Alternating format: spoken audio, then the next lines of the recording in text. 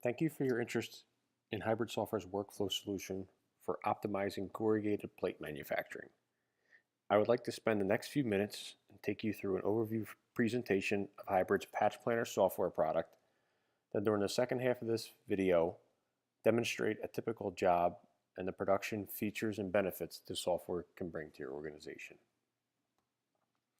Hybrid software consists of a software company with three base pillars to increase efficiencies within your organization.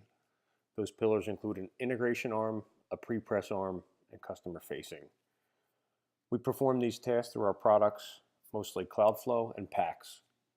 PATCHPLANNER that I'll be taking you through is a product underneath our CLOUDFLOW umbrella.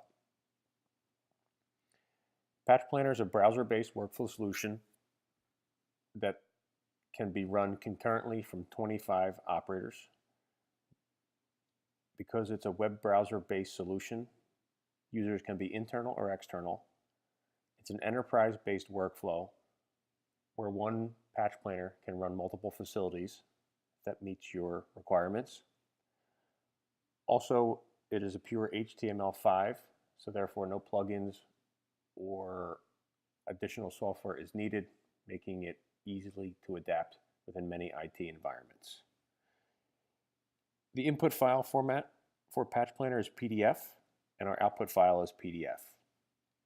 During the patching process, we can prepare files for automatic mounting, mirror mounting, or flat or drill mounting. We also have the ability within a single workflow to allow a file to be driven for an automatic mount or a mirror mount, giving you late-stage mounting decision benefits that your organization most likely doesn't have today. Why is PATCHPLANNER built on PDF? PDF is a single file format that includes everything we need to manufacture corrugated plates. Images, fonts, separation, screening are all maintained within the PDF. This, along with our web browser client, we can adapt PATCHPLANNER into any workflow solution you have today. Film, direct-to-sheet polymer, liquid plates, it doesn't matter. PATCHPLANNER is very adaptive.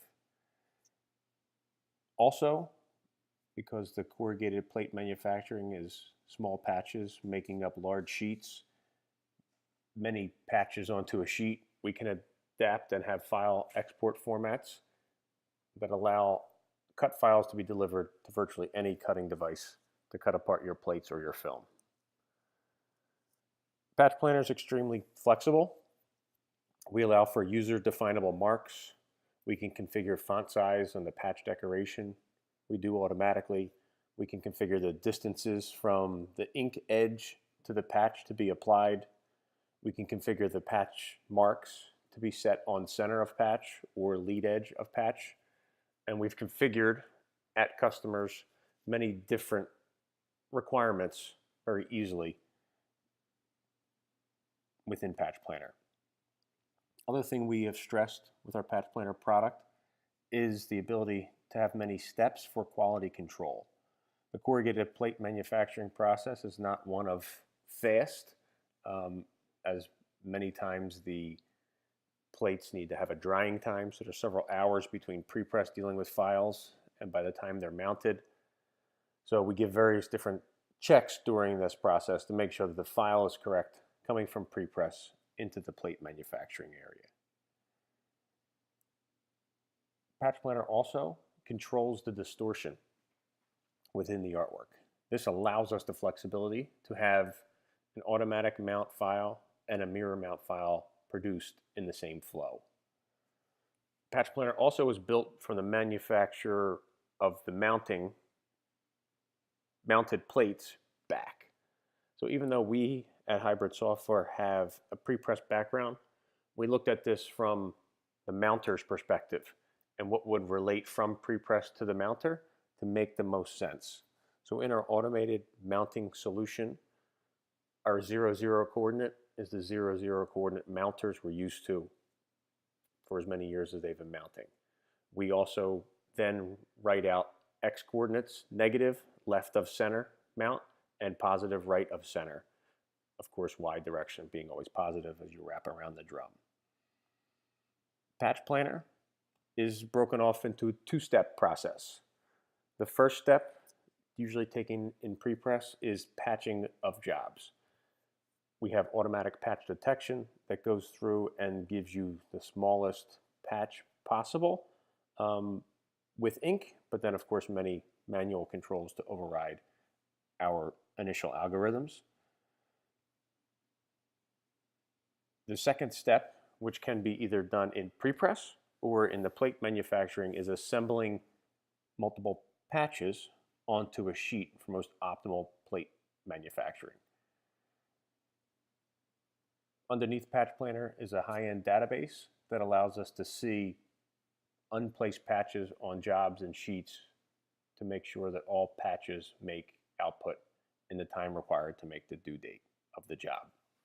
Patch Planner has been out and installed and running in the United States and now South America, and we have installs from north to south to east to west. Thank you. I will then move into a demonstration of Patch Planner. And the tools I will be using to do this are just Chrome web browser. First thing we have is user control, and we just log in. We create a new job. Typically this job contains a number, which could be your job number. I'll use 007 to make it sound interesting, and I'll create a job. When I create a job, I have the ability to upload files just through the browser and then select the various mounting process that this job will take. I'm going to run it through a mirror and an automatic mount workflow, and I'm going to grab a multicolor job, 3-color job, and just load it into the system. It uploads it through the browser, goes into Patch Planner, and it starts to give first an initial preview of our job. We have 2 red areas here. This is our first quality control checkpoint. Basically says this job right now is at 100%, no distortions have been applied, and there are no cylinder marks applied. Cylinder marks in Patch Planner are a unique feature that we offer with a technology partner, AV Flexo Logic, to help reduce plates being manufactured. If you have slugs to apply that might have been created previously, you basically can go into here and you can set a common mark amongst all plates, and those coordinates are delivered to the AV Flexo Logic. So if I were to go ahead and create a cylinder mark, so this is a common mark that's going to be placed here on this panel. I see one on the right also. I move that into position, and now I have a coordinate that'll be delivered to the mounter for this place on every color that gets loaded, and they can easily rotate the drum and the cameras to place pre-imaged marks, and that's for press registration. Also, we have used this for possibly a previously ran non-automatic mounted solution to get common marks delivered via coordinates. We assign, a job name, a job number, let's say, in here. So I'm just going to cut this down and make this our invoice number. Apply any distortion that we have for our plates. For mirror mounting, we need 2 settings. We need to know which color in the file that was uploaded are we going to write our patched marks back to, so you can generate a proof file that'll be used on a mirror mount process. And then what is the distortion difference between your mounting cylinder and the printing cylinder?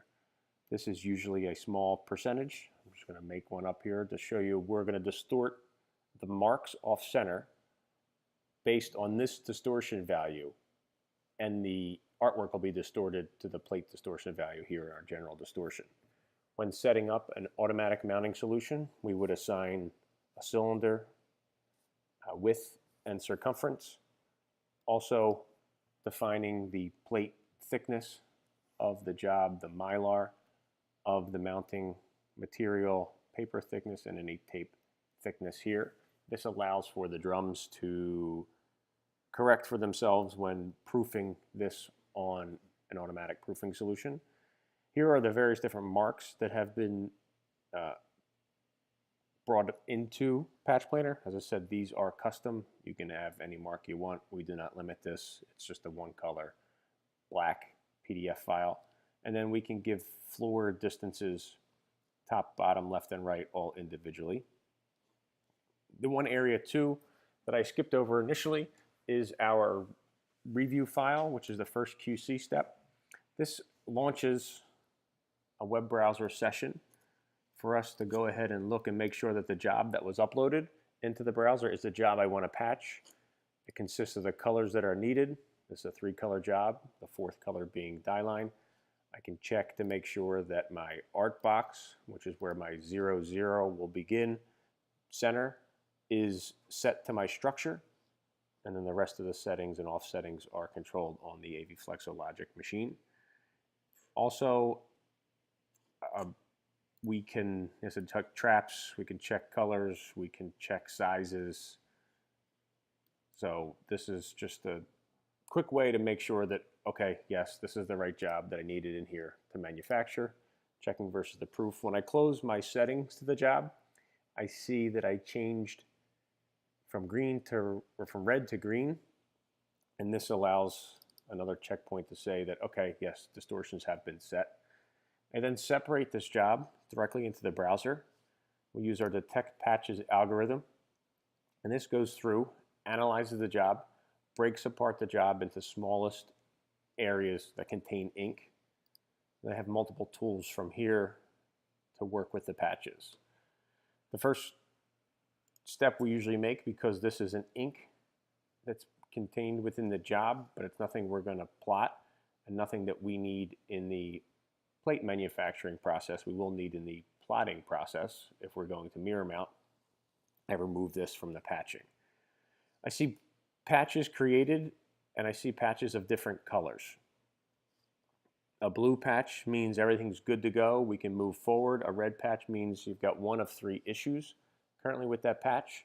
This error over here is that this patch is too small for a double camera mount on an automatic mounting device. So we would need to mount this with the left camera, moving the left camera over, because the 2 cameras, if they were mount this patch, would collide. I'm going to move up into here. Other tools that we have are available to us. If I delete this and remove this patch, is a smart patch selection. Whereas if I drag a box over any ink, we move this patch and stop this where ink is, and the last section of ink available, and then I can go ahead and do another smart selection between these 2 boxes to create this. This then, of course, does give me a warning that I have 2 patches that are of same height in this case that are overlapping each other. Maybe I needed to break this apart for my plate manufacturing. It doesn't fit this size. I want to break this into multiple steps for mounting. You can definitely do that, and we don't limit you to any controls for patching of a job. We just warn you, but you're allowed to proceed and create patches from here. The other quick patch tool we have is a group together. So these patches are close together. Our algorithm did not group them together because they were far enough away, but maybe you're feeling friendly in the pre-press department to your mounting department, so you want to make those one to a single patch. And other things that we can do here. This is also too small, but it looks like we're pretty close. So I'm just going to stretch that a little further to make it easier for mounting, and then possibly merge these 2 together also if I wanted to. If not, we have an undo button here, and I can break those apart. So that consists of this job being patched and ready to go. Basically, it's completed other than one last task, which I want to move my marks on this right-hand panel, and we allow you to do that. So this is patch number 14 that was created. I can see this in separated or composite mode to see how the colors intersect with each other. And then I can just simply move my left camera mark down. And if we look on the right, it's moving with it, because of course this is the drum direction. These are where the cameras are. So I move that out of the way. I can position it anywhere in the artwork, anywhere I need to, just to trim it off. I'm just going to leave it on the outside for now. I can slide this down as far as I can. So therefore, the right mark will be up here for the right mark of the left panel. The left mark of the right panel will be here. So they will not interfere with each other when we make this and complete this in the patching process. Once I have this set, and I have this job patched according to the order of 14 different patches amongst the 3 different colors, I simply go ahead and say commit job patching, and this will export 3 files. Those 3 files that will be exported are a job that will need to go onto a sheet. It will also export an XML file right here for my AV Flexo Mount-O-Matic, and a mirror-proof file. This mirror-proof file will consist of my selected die that I had, and also the patches or patch marks that were associated in there. So I can see here, this is patch mark 10. This is the width of patch 10. 5 is here that'll be mounted. And these are the marks that are set with the distortions applied, and this is my mirror proof that I can go to, plotter, anything I would do to reflect this print through the mirrors to mount. To finish up the patching process, the second stage of PatchPlanner is creating a sheet. Typically, sheets are, you do so many sheet jobs per day. That sheet can be a piece of film, it can be a sheet of photopolymer, it can be whatever needs to be done in your current plate making process.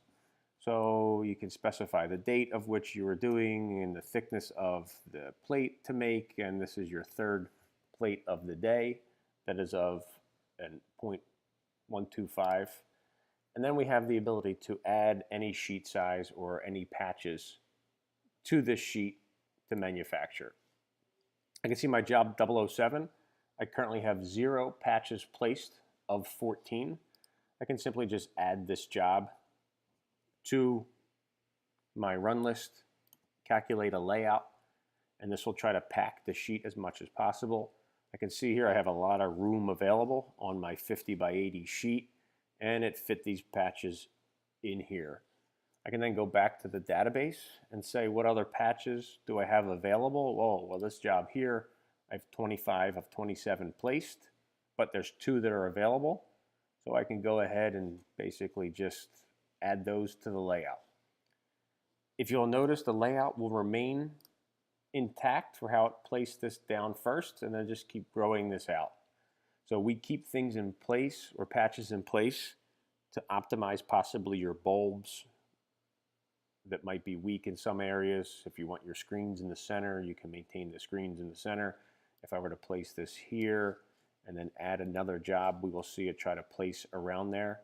I can look at this job here. I got 3 more patches that need to be placed, and if I say calculate layout, it's going to try to fit those around there and fit those into those areas.